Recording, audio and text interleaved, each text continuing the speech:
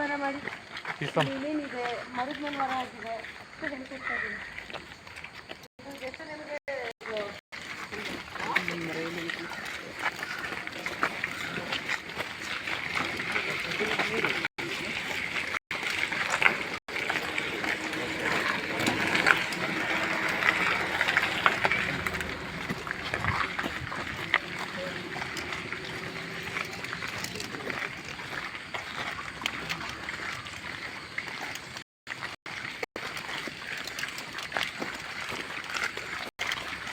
Updation ಮಾಡಿ. ಪಕ್ಕದಲ್ಲಿ ಏನಿದೆ ನೋಡಿ. ಹಾಂ, ಇಲ್ಲಿ ಮತ್ತೊಂದು ಬಂತು ಮರ, ಅದೇ ಥರ ಬಂತಲ್ಲ. ಹಾಂ, ಅಬ್ಸರ್ವೇಷನ್ ಮಾಡಿ. ನರಿ ಜಿಂಕೆಲ್ಲ ಓಡಾಡ್ತಿರುತ್ತೆ ನೋಡಿ ಒಂದ್ಸರಿ. ಹೋಗುವ ಒಳಗಡೆ ಹೋಗೋಣ. ಅದಕ್ಕೂ ಮುಂಚೆ ಚಿಕ್ಕದಾಗಿ ನಿಮಗೆ ಎಕ್ಸ್ಪ್ಲೇನ್ ಮಾಡಿದ್ದು ನೋಡಿ.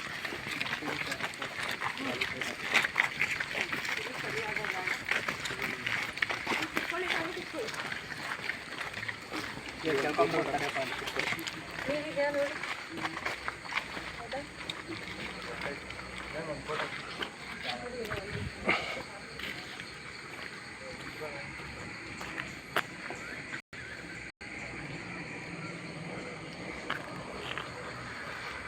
ಏನಾಗೋದಿಲ್ಲ, ಕುತ್ಕೊಂಡು ನೇಚರ್ ಬಂದಮೇಲೆ ಎಲ್ಲ ಕಡೆ ಅಡ್ಜಸ್ಟ್ ಆಗ್ಬೇಕು. ನಾನು ಮೊನ್ನೆ ಬಿಟ್ಬಿಟ್ಟೆ, ಏನಾಗಲ್ಲ, ಕುತ್ಕೊಳ್ಳಿ. ಮತ್ತು ಒಂದು ಅವರಲ್ಲಿ ಒಣಗೋಗ್ಬಿಡುತ್ತೆ.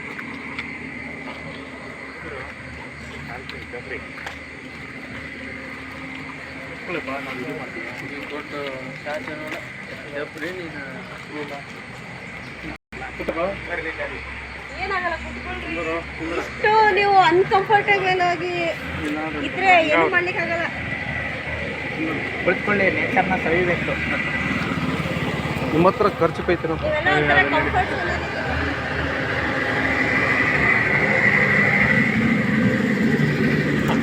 ನಾವು ನೋಡ ಯಾರನ್ನು ವರ್ಷ ಥರ ಇದು ಮಾಡ್ತಿದ್ದಿಲ್ಲ.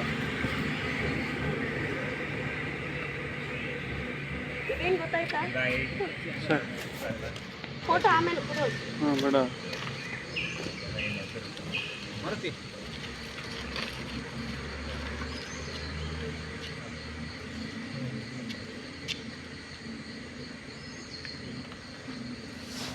ಇದೇನು? ಬೈನಾಕ್ಯುಲರ್. ನೋಡಿದ್ದೀರಲ್ಲ ಎಲ್ಲರೂ ಒಂದ್ಸರಿ. ಆಮೇಲೆ ಕೊಡ್ತೀನಿ. ಇನ್ನೂ ಒಂದು 2-3 ಇದೆ. ಬೇರೆ ಬೇರೆ ಬ್ರ್ಯಾಂಡಿಂದಿದೆ.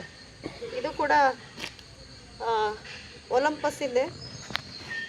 ಇದು ನಮ್ಮ ಪಕ್ಷಿ ವೀಕ್ಷಣೆ ಆಗಲಿ, ಫೋಟೋಗ್ರಫಿ ಆಗಲಿ, ಇದು ಒಂಥರ ವೆಪನ್ ಇದ್ದಾಗೆ. ಇಲ್ದಿದ್ದಿದ್ರೆ ಇದು ಇರಬೇಕು ಅಂತೇನಿಲ್ಲ, ಕಣ್ಣು ಶಾರ್ಪ್ ಆಗಿದ್ರೆ ಆಯಿತು. ಆದರೆ ಇದು ಏನಕ್ಕಪ್ಪ ಅಂತಂದರೆ ನಮಗೆ ಸಪೋರ್ಟಿವ್ ಆಗಿರುತ್ತೆ. ಯಾವುದೋ ಒಂದು ಪಕ್ಷಿ ದೂರ ಕುತ್ಕೊಂಡಿದೆ ಗೊತ್ತಾಗ್ತಾ ಇಲ್ಲ, ಇದನ್ನ ಈ ಥರ ನೋಡಿದಾಗ ನಮಗೆ ಕನ್ಫರ್ಮ್ ಆಗುತ್ತೆ. ಸುಮ್ಮನೆ ಯಾರಿಗಾದ್ರೂ ಸುಮ್ಮನೆ ಹೇಳಿಕ್ಕಾಗಲ್ಲ. ಡೌಟ್ ಒಂಥರ ಕಾನ್ಫಿಡೆಂಟಾಗಿ ಹೇಳಿಕ್ಕೆ ಆಗೋದಿಲ್ಲ ಅಲ್ಲ. ಅಲ್ಲಿ ಏನೋ ಇರ್ಬೋದು, ಗೊತ್ತಾಗ್ತಿಲ್ಲ, ನರಿ ಥರನೇ ಇದೆ ಅಂತ ಹೇಳ್ತೀವಿ. ಇದರಿಂದ ಈ ಥರ ನೋಡಿದಾಗ ಓ ನರಿ ಅಲ್ಲ, ನಾಯಿ ಅಂತ ಹೇಳ್ಬೋದು. ಇದೆ ಒಂಥರ ನೋಡಿ. ಎಷ್ಟು ಕೊಡ್ತೀನಿ, ಆದರೆ ನಿಮ್ಮ ಕೈ ಕೊಟ್ಟ ತಕ್ಷಣ ನೀವು ಇದನ್ನೇ ನೋಡ್ತಾನೆ ಇರ್ತೀರ ಅಂತ ಕೊಡೋದಿಲ್ಲ.